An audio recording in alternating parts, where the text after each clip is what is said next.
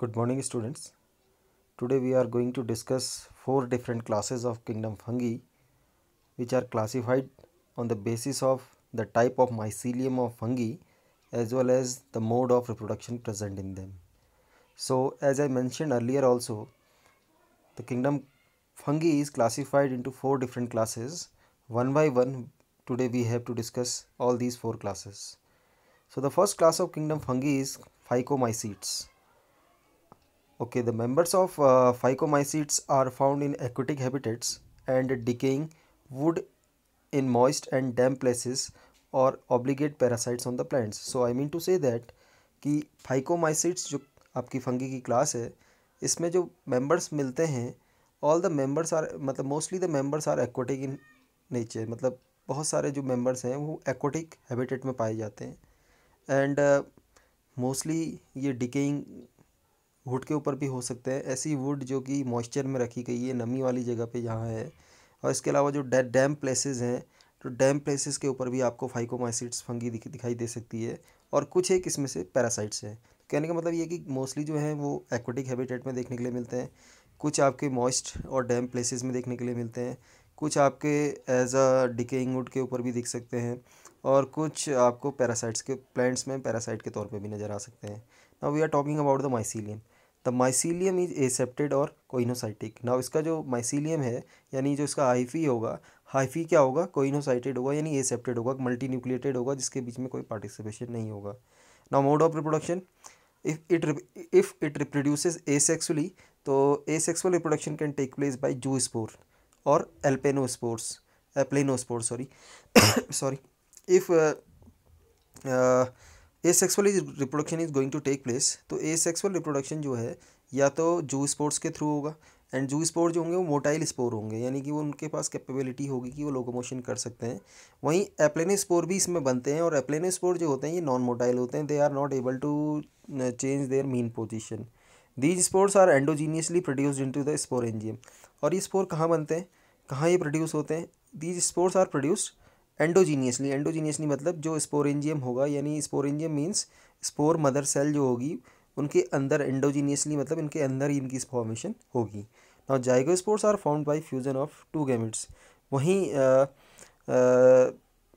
अगर sexual reproduction होगा तो सेक्सुअल रिप्रोडक्शन कैसे होगा, जब दो स्पोर्स मेल और फीमेल स्पोर्स या मेल और फीमेल गैमेट जब आपस में फ्यूज़ होंगे तो फ्यूज़ होने के बाद ये क्या बनाएंगे, एक जाइगोट बनाएंगे। इनके जाइगोट को बोला जाता है जाइगोस्पोर्स, ठीक है। And these gametes are similar. अगर अब देखिए when the fertilization will occur, when the male gamete will fuse with the female gamete then the fertilization will occur, ठीक है। तो देन तब जाकर के जाइगोस्पोर बनेगा। अब जो गैमेट फ्यूज हो रहे हैं चाहे वो मेल गैमेट हो चाहे फीमेल गैमेट हो, अब वो कैसे हैं, if they both the gametes are similar in nature, अगर दोनों के दोनों गैमेट एक जैसे हैं, if the both gametes are similar then the gametes are called as isogamy, ठीक है, isogamous. then the condition is called as isogamous. While the male is quite different and female is quite different, two different types of gametes are fusing together, then this, or we can say that two dissimilar gametes are fusing together, then such condition is also called an isogamy. Is it clear? Or it is also called as oogamous. Oogamous condition is generally used when the female gamete is larger than the male gamete, ठीक है। Some common examples of this class of fungi are mucor, rhizopus you are very, this is very common fungi, most probably you have been observed it over the bread, ठीक है। bread mold also, it is also called as bread mold, except it albugo is a kind of fungi which occurs as a parasite on the mustard plant, ठीक है। these are some common examples of the phycomycetes. Now I am coming to the next class, ascomycetes. Now ascomycetes is commonly known as sac fungi। तो ascomycetes जो है इसे generally sac fungi कहा जाता है। and ascomycetes are unicellular. But now as I mentioned earlier also that there is only one fungi which is unicellular in nature and the fungi is yeast, and it is included in ascomycetes, ठीक है।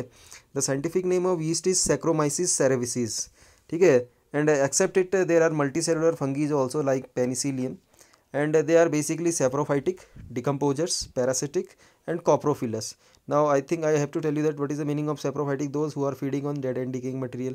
Decomposers are also helping in the decomposition of the organic matter. Parasitic means who are living on the host body, ठीक है। and coprophilous means who are feeding on the cow dung, ठीक है, और dung of animals, they are called as coprophilous, ठीक है। Mycelium is branched and septate, there mycelium is also in the case of phycomycetes we observe that they were coinocytic. Here you are observing they are branched and separate. And asexual spores, there the asexual spores were either zoospore and aplanospore, but here the asexual spores are called as conidia and these are produced exogenously. हमने वहाँ देखा था वो पहले वाली case में वो endogenously बन रहे थे, एक्सोजीनियसली मतलब बाहर की ओर बनते हैं, ठीक है। And they are produced exogenously on the special mycelium called conidiophores, ठीक है। Now conidia on the germination produced mycelium. अब ये कॉनिडिया जो स्पोर होते हैं जब भी फेवरेबल कंडीशन इनको मिलती है they are going to germinate and they are producing new mycelium और new fungus. Sexual spores are called ascospores. अब इसमें सेक्सुअली जब रिप्रोडक्शन होता है तो सेक्सुअली रिप्रोडक्शन होने के बाद जब मेल और फीमेल गैमेट फ्यूज होंगे, फर्टिलाइजेशन होंगे, सिनगेमी होगी, उसके बाद क्या होगा, देन उसके बाद मियोसिस होने के बाद जो नए स्पोर बनेंगे these spores are called as ascospores, ठीक है, which are produced endogenously and in a sac like structure which is called asci in plural form और एस्कस इन सिंगुलर फॉर्म। यानी हुआ क्या, देखिए जब male and female gamete fuse हुए, fuse होने के बाद उन्होंने क्या बनाया, जाइगोट बनाया। Now zygote once again you know very well that undergoes meiosis और meiosis होने के बाद ये further it forms spores and these spores are called ascospores और ये ascospores जो होते हैं ये fruiting bodies में endogeniously बनते हैं। is it clear? and the fruiting body जो है इसमें basically fruiting bodies are called as ascocarps. common examples of this class are aspergillus, claviceps, neurospora, ठीक है। एंड मोस्टली जो सबसे इम्पॉर्टेंट इसका मेंबर है न्यूरोस्पोरा है, क्योंकि इसको बायोकेमिस्ट्री के फील्ड में या बायोकेमिकल फील्ड में और जेनेटिक फील्ड में इट इज़ यूज्ड, ठीक है। And many members of this fungal category is used as a edible item because these are very delicious, ठीक है। Now the third class is called basidiomycetes and these are commonly called as sac fungi, these are commonly called as bract fungi. The previous one is called as sac fungi and this one is called as bracket fungi or puffballs are also the examples of this class only. They grow on soil, on logs, tree stumps and living plant bodies as parasite. तो ये free living भी हैं जो soil पे freely grow कर रहे हैं, tree logs पे ग्रो करते हैं, ट्री स्टम्प्स पे ग्रो करते हैं और एज ए पैरासाइट भी ये प्लांट बॉडी में देखे गए हैं। जैसे रस्ट कल मैंने आपको बताया था, रस्टिंग हो जाती है, ऐसे स्मट भी एक डिजीज़ है, ठीक है। The mycelium is branched and septate, इनका माइसीलियम भी ब्रांच्ड एंड सेप्टेड है। Asexual spores are generally not found. देखिए बेटा this is the characteristic feature which is very important. इनमें एसेक्सुअल रिप्रोडक्शन स्पोर्ट्स के थ्रू नहीं होता, अगर होता भी है तो बाई वेजिटेटिव रिप्रोडक्शन। और कौन सा वेजिटेटिव रिप्रोडक्शन? बाई फ्रेगमेंटेशन इनमें होता है, ठीक है। इनमें सेक्सुअल ऑर्गन्स एब्सेंट होते हैं, यानी male sexual organ and female sexual organs are absent, ठीक है। तो how sexual reproduction takes place, तो इसमें सीधे सीधे जो हाइफीज होते हैं वो फ्यूज़ हो जाते हैं। Yesterday I told you that जो इनके माइसीलियम की जो हाइफीज होती हैं they are going to fuse together and they are forming a zygote and zygote directly and not directly undergoes because the dikaryon condition comes here. And what is dikaryon? I told you that yesterday. I told you that after the plasmogamy a little bit time is taken for the karyogamy, यानी कि plasmogamy तो हो जाती है और दो nucleus अंदर रह जाते हैं, तो this condition is called dikaryon condition. तो after some time karyogamy takes place and after karyogamy, ठीक है, बेसिडो स्पोर्स आर प्रोड्यूस्ड, ठीक है। Now zygote forms and zygote undergoes once again meiosis and जो स्पोर बनते हैं इन्हें बोलते हैं बेसिडो स्पोर्स। और ये जो बेसिडो स्पोर्स हैं फ्रूटिंग बॉडीज में इनक्लोजेज होते हैं, the fruiting bodies are called as basidiocarps. And the common example of this category are mushroom, you have, I think you are familiar with mushroom, Agaricus, and the second one is smut. Smut's scientific name is Eustylago, and the third one is Puccinia. Puccinia causes rust fungus, ठीक है। So I think it is clear. Now I am coming to the last one category. Last one category or last one class is called Deuteromycetes. These are commonly called as imperfect fungi. Why these are called imperfect fungi? Because I am telling you that because only one mode of reproduction is taking place in such kind of fungi, and this mode of reproduction is asexual mode of reproduction. आप एक बात remember रखें, एक बात ध्यान में रखें, अगर कभी भी ड्यूट्रोमाइसीट्स में अगर आप की कोई फंगी है और उस फंगी में सेक्सुअल रिप्रोडक्शन नज़र आता है तो आप उसे तुरंत हटा दीजिए वहाँ से। तो इसका मतलब only when the fungi are in asexual reproducing state then these are kept into the deuteromycetes. अगर गलती से भी उन्होंने अगर सेक्सुअल रिप्रोडक्शन कर दिया तो समझ लीजिए कि ये हमने गलत रख दिया है ना, या तो ये आपका एस्कोमाइसीट्स की कैटेगरी में है या ये तो ये बेसिडोमाइसीट्स की कैटेगरी में, ठीक है। When the sexual forms of the fungi were discovered they were moved into the classes they were rightly belong it.